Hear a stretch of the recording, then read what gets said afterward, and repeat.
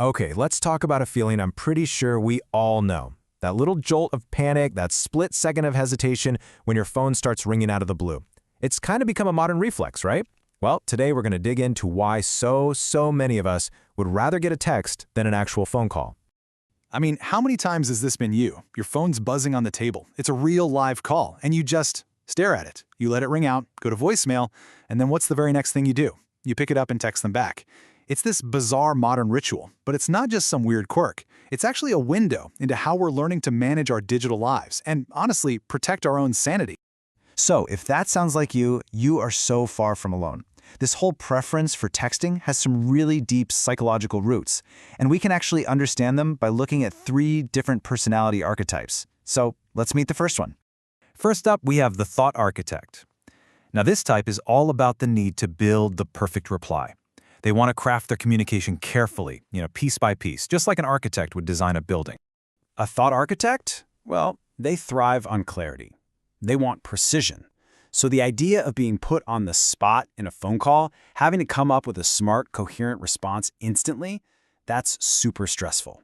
They want to choose their words deliberately, to make sure what they say is exactly what they mean. And texting gives them that power. And I absolutely love the metaphor here. A phone call can feel like thinking in circles. It's this frantic, messy loop of trying to listen, process what's being said, and speak all at the same time.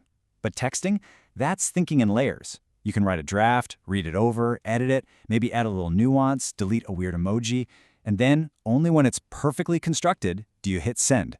It's total control versus total chaos. Okay, next up, let's meet our second archetype, the energy protector.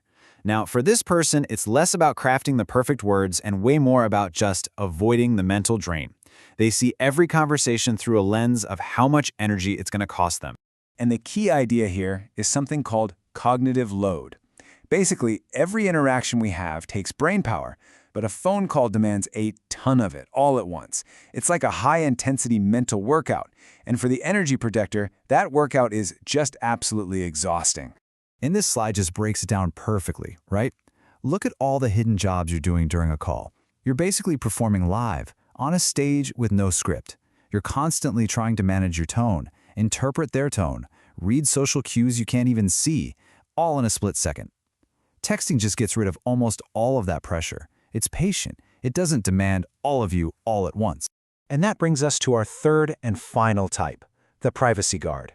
For this person, it isn't just about the thoughts or the energy, it's about protecting their personal space. It's about boundaries. See, the privacy guard sees their phone as an extension of their home. It's their sacred sanctuary. So an unexpected phone call doesn't feel like a friendly hello. It feels like an invasion. It's like someone just bursting into your living room without even knocking first. Oh, I love this comparison. An unexpected call is like a pebble in a calm pond. It just sends these ripples out, disrupting your focus, your peace, your whole vibe. But a text message? That's just a polite knock on the door. You get to choose when to answer it. You can deal with it on your own terms without having your whole sanctuary turned upside down. It respects your space. So there we have it. The thought architect, the energy protector, and the privacy guard. 3 totally different motivations, but they all lead to the exact same action: hitting ignore and opening up a messaging app. So let's bring this all together and figure out what it means for your own digital sanctuary.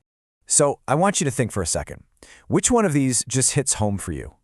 Do you need to build your thoughts carefully, like the architect? Do you feel totally drained by the performance of a phone call, like the protector? Or do you just value your peace and quiet above all else, like the guard? Most of us are probably a blend of all 3, but it's really interesting to see which one feels like your main driver. And that's really the big takeaway here. In this world where we're always on, always connected, choosing how we communicate isn't just some silly preference anymore. It's actually a crucial act of self-care.